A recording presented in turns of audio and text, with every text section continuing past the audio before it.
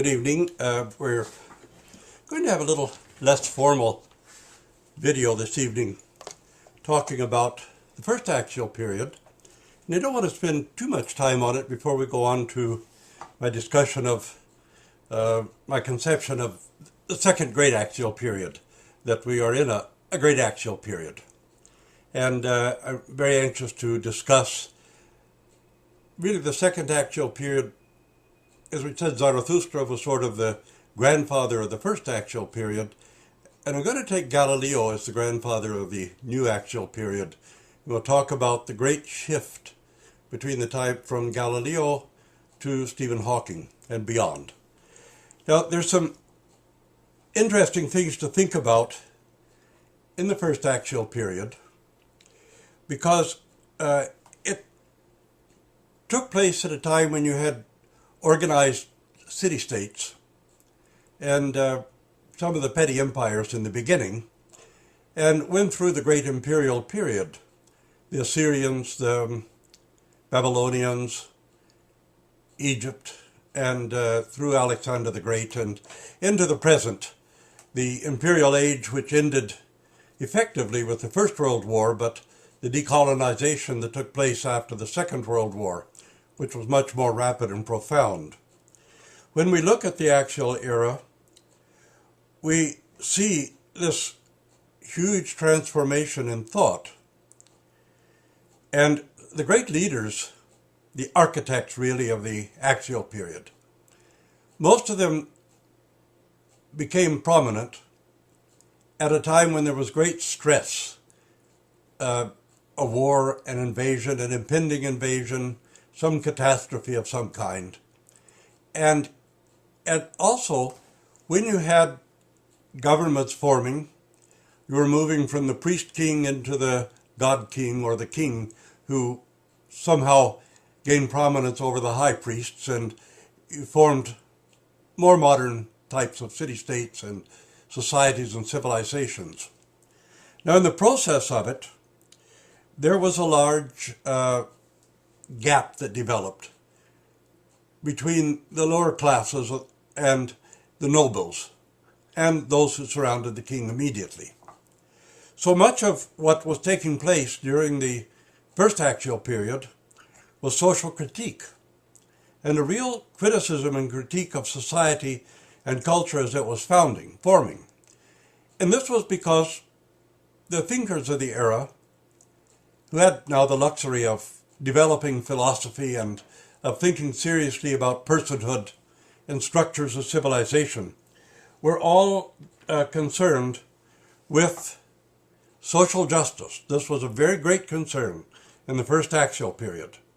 You had local authorities, elaborate town planning, advanced metalwork, all these other things, but there was a profound tension between political powers and intellectual movements. And we notice that the thinkers were trying to, of the axial period, and really the architects of the axial period, were actually trying to introduce a greater sense of justice. And here we're talking about social justice, not hanging people or executing people. A greater perfection in mankind, a more universal understanding of things. All of this was unfolding in this axial period. And at the same time, we had the Greek tragedians, many of the great Greek plays developed, and this era was famous in Greece, the later part of it anyway, for the theater, which really examined very deep human psychological issues, even psychiatric issues. And we'll get to talking about those a little later. And the concern with social justice is very striking. The critique of the political structures of society. And at this time, we were going to move on to Israel, Palestine, and particularly to the prophet Isaiah, who really in many ways typifies this era. I want to mention, though, briefly, we'll talk about him later, Confucius. In China, Confucius began his work during the era of the warring states, where there was constant turmoil and warfare between the various Chinese states. And Confucius, who never in his lifetime developed a huge following, nevertheless had an enormous influence on the future of Chinese culture and thought. And he also was a critique of the political structures, but Confucius was very much concerned with developing a philosophy of not really the perfect man, but the way people should interact with one another, the kind of reverence or respect they should have for elders, and the way rulers should actually rule. Confucius took books like the I Ching, that is the Book of Changes, which was quite ancient, but was used mostly for fortune-telling and soothsaying. And Confucius took that and turned it into a philosophical text. He reshaped it and made profound improvements on it in the philosophical sense. But so he was working in China during this era, and also in an era of great tensions and strife.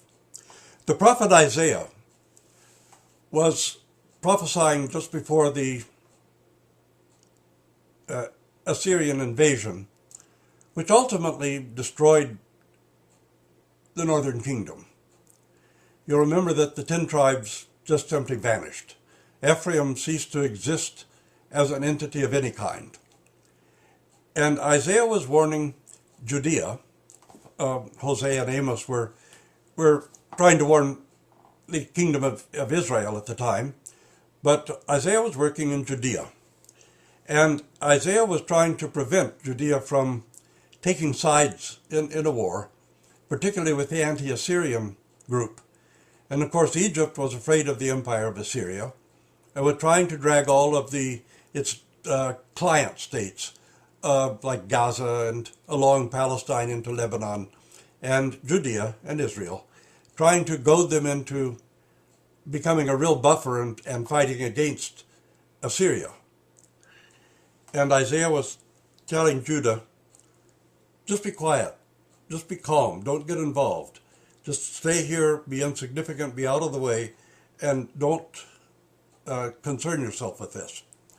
But in Isaiah 10:1 through, the first 2 verses of Isaiah, the 10th chapter, I want to actually read this because it gives a real insight into some of the most significant thought that was going on during this first Axial Era. Isaiah the prophet says, "Woe to those who make unjust laws, to those who issue oppressive decrees, to deprive the poor of their rights and withhold justice from the oppressed among my people."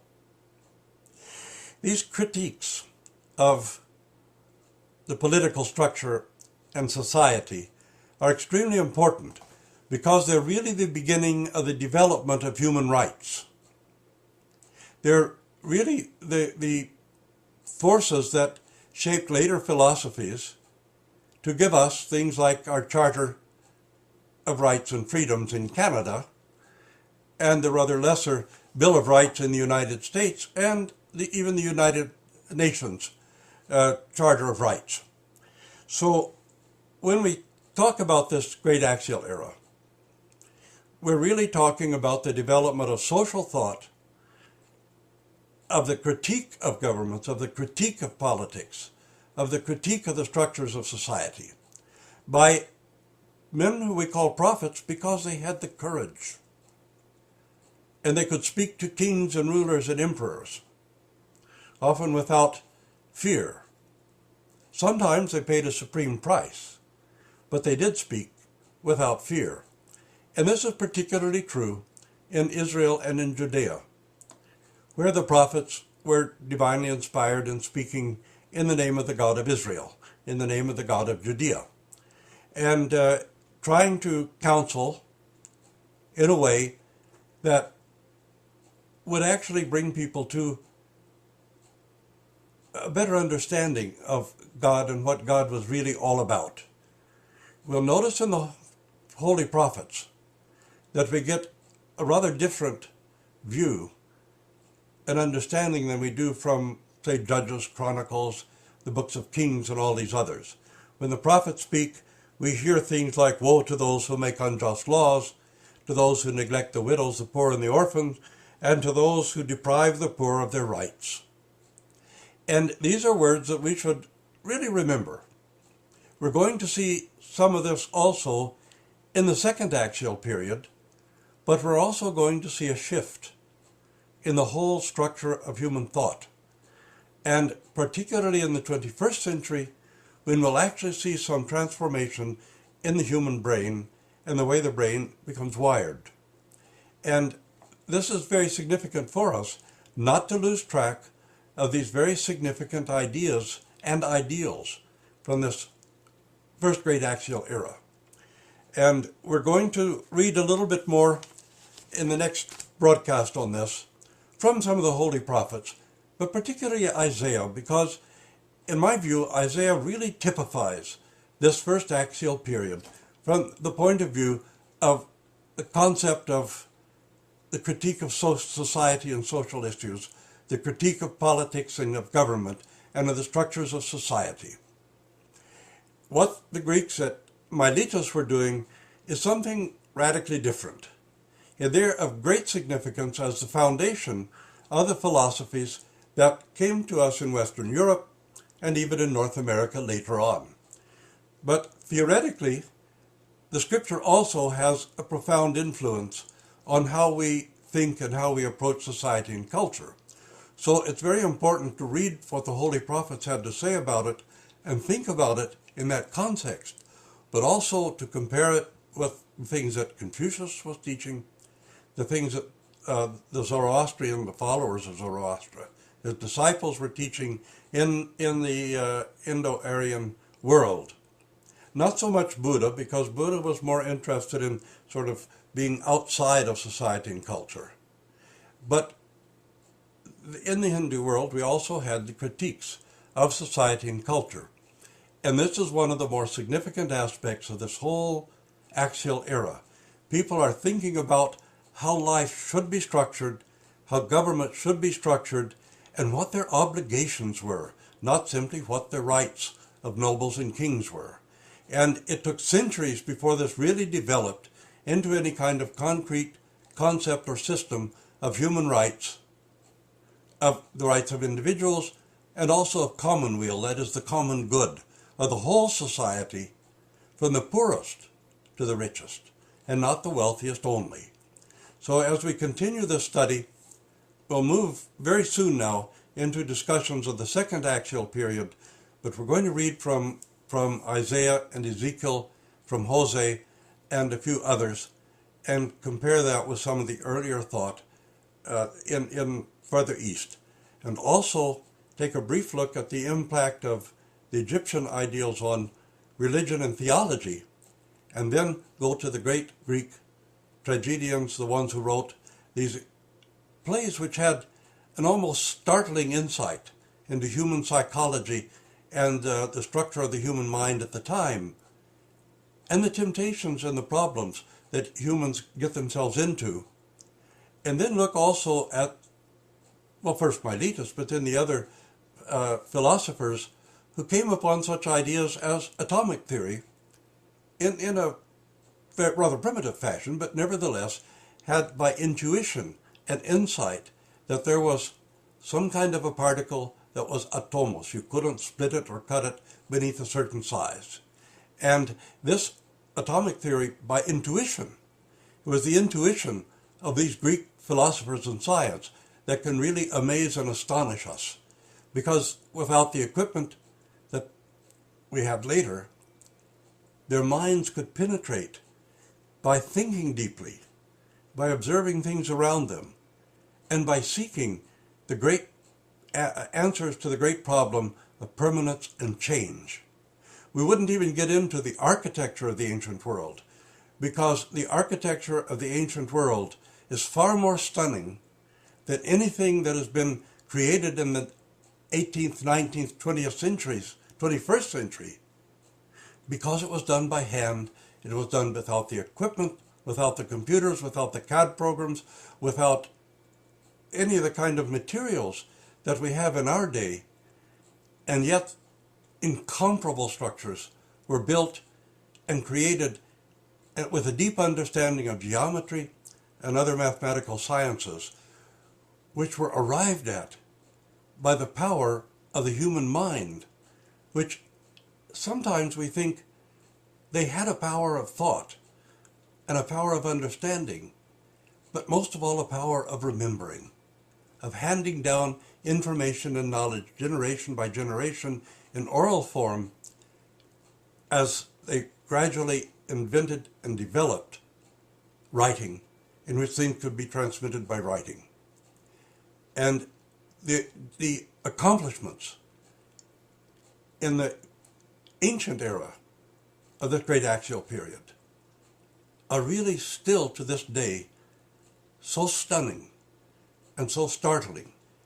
And we think of all that our technology has accomplished in these recent centuries, and we forget that they had a technology which was equally astonishing and which accomplished feats that we perhaps could not even accomplish today, because we've given things over to machinery, to cranes, to welding, to driving rivets, and all of this, and building buildings that cannot stand the test of time so well as many of the ancient structures and buildings have.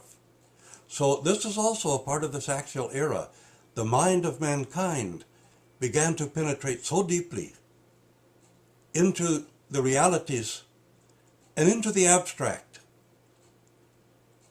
and to come up with concepts and ideas and ways of building and ways of forming and solving problems that we, with all of our equipment and machinery, sometimes fail to solve.